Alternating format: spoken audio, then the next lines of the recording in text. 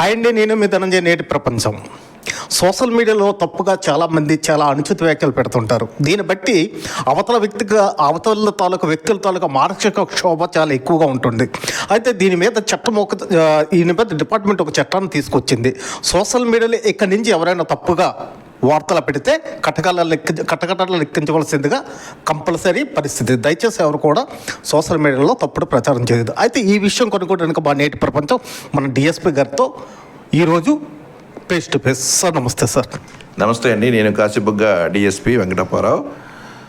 Social మీడియాలో అవతల వ్యక్తిని కించపరచాలనే ఉద్దేశంతో ఎటువంటి ఆధారాలు లేకుండా ఎంత పెద్ద వ్యక్తినైనా సులువుగా కించపరిచే పరిస్థితులు ప్రస్తుతం ఉన్నాయి.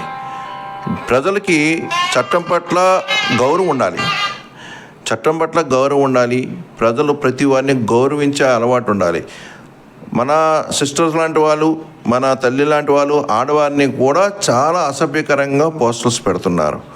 అదేవిధంగా అధికారులు అయితేనేమి, పొలిటికల్ లీడర్లు అయితేనేమి, వారికి ఏమాత్రం వారితో విరోధం ఉన్న వారిని ఏంటంటే చాలా అసభ్యకరంగా పబ్లిసిటీ ఇస్తున్నారు. ఇది సోషల్ మీడియాని దుర్వినియోగం చేసుకోవడం అనేది బాధాకరమైన విషయం. ఎట్టి పరిస్థితుల్లోని ఒక మనిషి యొక్క మనోభావాలను దెబ్బతీసే విధంగా సోషల్ మీడియాలో ఎవరికైనా వ్యతిరేకంగా పెడితే తప్పనిసరిగా చర్యలు తీసుకోవాలి. అది గవర్నమెంట్ చట్ట ప్రకారం చట్టంలోనే ఉంది. అది కొత్తగా నిబంధన ఏం కాదు. చట్టాన్ని అమలుపరుస్తున్నాం. పోలీసులు ఇప్పుడు పర్ఫెక్ట్గా ఏంటంటే అమలుపరిచి ప్రజలకి ఒక మెసేజ్ ఏంటంటే ఎవరు కూడా తప్పుడు సమాచారాన్ని ప్రజలకు ఇవ్వద్దు, తప్పుగా ఎవరిని కూడా క్రిటిసైజ్ చేయొద్దు, తప్పుగా పబ్లిసిటీ చేయొద్దు. మీరు ఏంటంటే దాన్ని స్వార్థానికి వాడుకోవద్దని నా యొక్క విన్నపం. దయించి ఒకవేళ ఎవరైనా హద్దు మీరితే తప్పనిసరిగా వారిపైన క్రిమినల్ చర్యలు తీసుకుంటాము, తప్పనిసరిగా అరెస్ట్ చేస్తాము, కోర్టు ముందు నించోబెడతాము. ఇందులో ఎటువంటి అలక్ష్యము కూడా గవర్నమెంట్ చేయదు, మేము చేయము. సార్ ఇప్పుడు కొంతమంది ఆల్రెడీ తప్పుగా సోషల్ మీడియాలో వ్యక్తిగత విమర్శలు చేశారు. వాళ్ళపైన ఇప్పుడు ఏమైనా ఛార్జ్ షీట్ వేస్తే అవుతుందా సార్? అంటే ప్రతిదానికి మీకు తెలియదేం కాదు.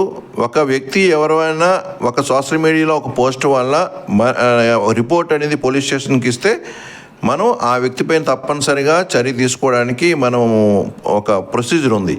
కాబట్టి ఎవరైనా నన్ను కించపరిచారు పలానా విధంగా అని చెప్పేసి ఆ సోషల్ మీడియాలో కానీ సోషల్ మీడియాను వాడుకుంటూ ఇంకా ఎటువంటి వాళ్ళ బాధాకరమైన సన్నివేశాలు కానీ ఈ చిత్రీకరణ కానీ ఉంటే తప్పనిసరిగా చర్య తీసుకుంటాం. సార్ ఏ సెక్షన్ కింద కేసు కడతారు సార్ దీనికి, సోషల్ మీడియాకి? అంటే అన్నీ కూడా ఒక సెక్షన్ అని ఉండదు. కంటెంట్ బట్టి ఏంటంటే సెక్షన్స్ మారిపోతూనే ఉంటాయి. సోషల్ మీడియా కాబట్టి ఐటీ యాక్ట్ అనే మెయిన్ ఐటీ యాక్ట్లో ఏంటంటే కమ్యూనికేషన్ అనేది ఎలక్ట్రానిక్ మీడియా జరుగుతుంది కాబట్టి ఇన్ఫర్మేషన్ టెక్నాలజీ యాక్ట్ ప్రకారం మరి కొన్ని సెక్షన్లు కూడా యాడ్ అవుతాయి. సార్ ఇంకో చిన్న డౌట్ సార్.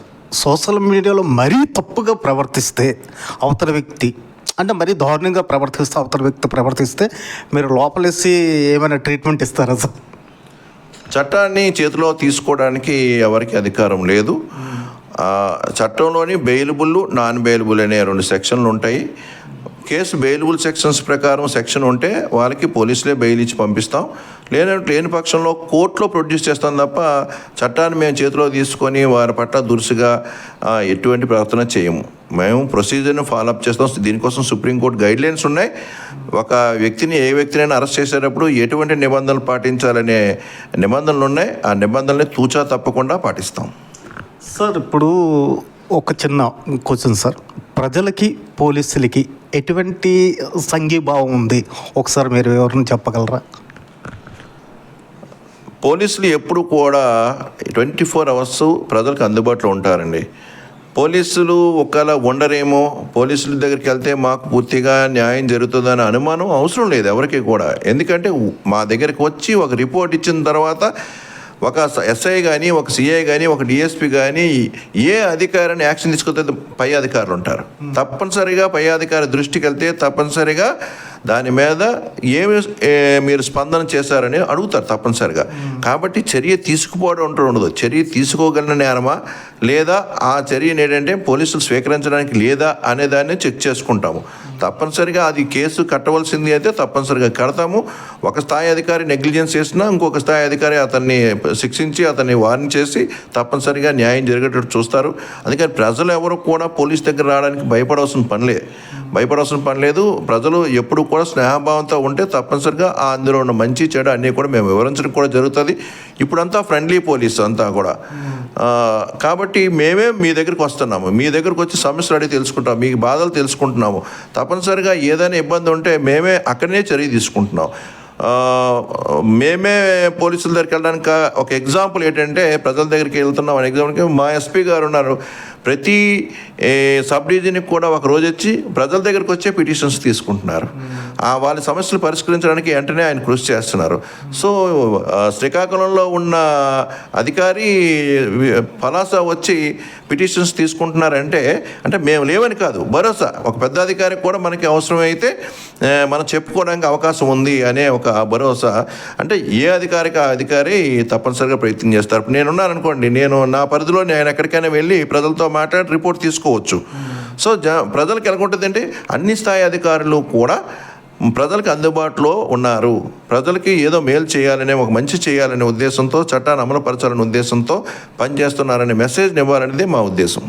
సార్, ఇప్పుడు ఒక స్టేషన్లో మేము కేసు ఫైల్ చేయడానికి వెళ్ళాం, మాకు అన్యాయం జరిగిందని. అక్కడ ఎస్ఐ గారు ఎఫ్ఐఆర్ ఫైల్ చేయలేదు. అప్పుడు మేము ఎవరిని మళ్ళీ ప్రొసీడ్ అవ్వాలి సార్? ఎవరైనా ఎస్ఐ జనాలకి చాలామందికి వాళ్ళు ఇచ్చిన రిపోర్టు పోలీసులు కేసు కట్టవలసిందా కట్టలేనిదా అనేది చాలామందికి తెలియదు. అంటే ఒక రిపోర్ట్లోని కేసు కట్టదగినది కట్టదగనిది రెండు ఉంటాయి. అంటే దాన్ని ఎంక్వైరీ చేసి ఆ పిటిషన్ క్లోజ్ చేయడం. లేదు అందులోని కేసు కట్టాల్సింది ఉన్నదని చట్టంలో చెప్తుంది. ఇది కేసు ఈ సెక్షన్ ప్రకారం ఈ ఆరోపణల్ని ఇవి కేసు కట్టి మీరు ఇన్వెస్టిగేషన్ చేయాలి, ఈ ఆరోపణల్ని చేయవసరం లేదు అని చట్టంలోనే ఉంది. సో ఒకవేళ చట్టంలో కేసు కట్టదగిందే ఎస్ఐ కట్టలేదు అనుకున్నప్పుడు పై అధికారి ఎస్ఐ లేకపోతే సిఏ ఉంటాడు. సిఏ పై నుంచి డిఎస్పీ వస్తారు. ఇప్పుడు మా దగ్గరికి కూడా చాలామంది వస్తారు. వాళ్ళు పొరపాటున కానీ ఏదైనా యాక్షన్ ప్రాపర్గా తీసుకోపోతే మళ్ళీ మేము పంపించి దీని మీద ఎఫ్ఐఆర్ ఇష్యూ చేయండి అని తప్పనిసరిగా ప్రొసీడ్ అవుతాం, డైరెక్షన్ ఇస్తాం. ఒకవేళ ఎస్ఐ చేసిన తప్పైతే ఆయనకి వార్నింగ్ మెమోస్ ఇస్తాము, లేదని పనిష్ చేస్తాము. ఇంకా రికార్డెడ్గానే పనిష్ చేస్తామంటే వేరేగా ఏం కాదు. సో తప్పనిసరిగా ప్రజలు ఎవరో కూడా నాకు ఇక్కడ ఎస్ఐ దగ్గర న్యాయం చేయలేదని బాధపడవసరం లేదు. ఎందుకంటే ఎస్ఐ చెప్పింది కొంతమంది చక్కగా చెప్తారు, ఇది కేసు కట్టడానికి లేదమ్మా, ఇది విచారణ చేయాలి అని. అంటే కొందరికే అర్థం కాదు. అర్థం కాక సివిల్ మ్యాటర్స్ చాలా వస్తాయి. ఎందుకంటే ఎవరో డబ్బులు ఒకరికి ఇచ్చేస్తారు, ఆ డబ్బులు ఇచ్చిన తర్వాత ఆ డబ్బులు ఇవ్వలేదు అని మా దగ్గరికి వస్తారు. ఇప్పుడు అది ఏమైంది, డబ్బులు ట్రాన్సాక్షన్ మీకు వ్యక్తిగతంగా జరిగింది, ఒక కాగితం ఉండదు, ఏది ఉండదు. ఒక కాగితం ఉండొచ్చు, కానీ అందులో పోలీసులు దూరకూడదు. ఎందుకంటే కొన్ని సివిల్ మ్యాటర్స్లోని కొన్ని వ్యవహారాల్లోని పోలీసులు దూరకూడదని ప్రత్యేకంగా చట్టంలో కొన్ని ఉంటాయి కొన్ని వ్యవహారాల్లో. అప్పుడు వాళ్ళు ఎస్ఐ వాళ్ళు చెప్పిన మాట విని మాకు డబ్బులు ఇప్పించలేదు అంటారు. ఇలాంటివి చాలా ఉంటాయి.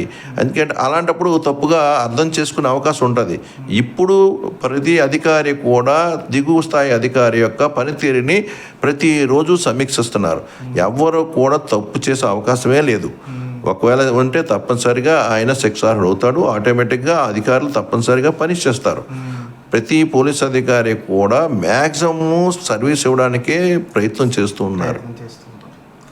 థ్యాంక్ యూ సార్, మీ సమయాన్ని కేటాయించినందుకు.